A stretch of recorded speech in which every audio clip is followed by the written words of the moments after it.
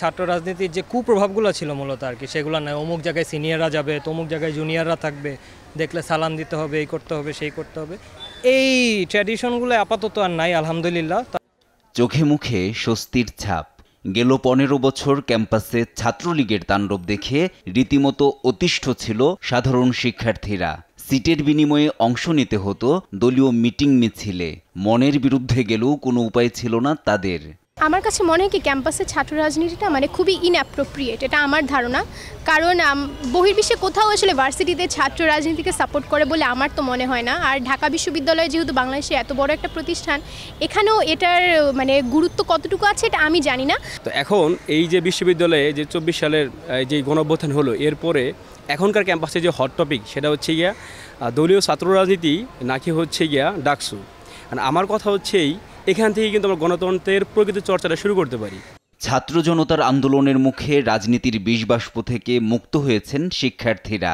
এমন অবস্থায় ছাত্র রাজনীতির পক্ষে বিপক্ষে উঠছে নানা আলোচনা।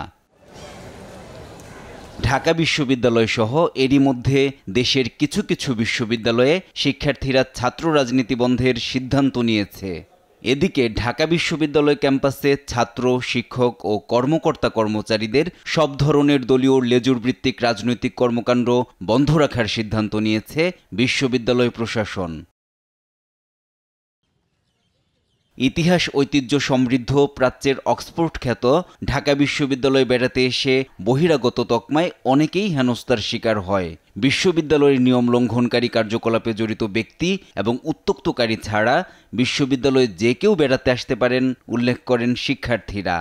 সবাই সুস্থভাবে সুন্দরভাবে, কাউকে বিরক্ত না করে, উত্ত্যক্ত না করে, সবাই সবার স্বাধীনতাকে আমরা সম্মান করে চলার চেষ্টা করব।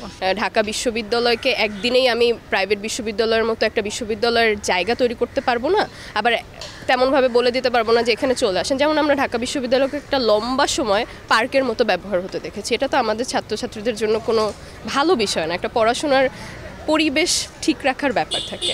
শিক্ষার্থীদের প্রতি আহ্বান, সকলের প্রতি সহনশীল আচরণ করতে হবে। মানবিক ও সহনশীল হয়ে বহিরাগতদের সঙ্গে আন্তরিক আচরণের আহ্বান জানান অধ্যাপক রুবায়েত ফেরদৌস। এই ধরনের দলীয় লেজুরভিত্তিক শিক্ষক রাজনীতির চির অবসান যেরকম শিক্ষার্থীরা চায়, শিক্ষক হিসেবে আমিও তার চির অবসান কামনা করি। বলছে যে যত শিক্ষিত তার মধ্যে টলারেন্স কিংবা সহনশীলতা তত বেশি। যদি সেটা না থাকে মনে রাখবার সে শিক্ষিত না। কাজে আমি শিক্ষার্থীকে বলি যে এরকম একটা সহনশীল, একটা পরমত সহিষ্ণু, একটা মত দ্বিমত ভিন্ন মত আমাদের থাকবে, আমাদের যুক্তির জোর থাকবে, জোরের যুক্তি যেন না থাকে। সুন্দর বাংলাদেশ বিনির্মাণে সবাইকে আরও আন্তরিক হবার আহ্বান জানিয়েছেন বিশ্ববিদ্যালয়ের শিক্ষকরা। NI নাহিদ, দেশ টিভি, ঢাকা।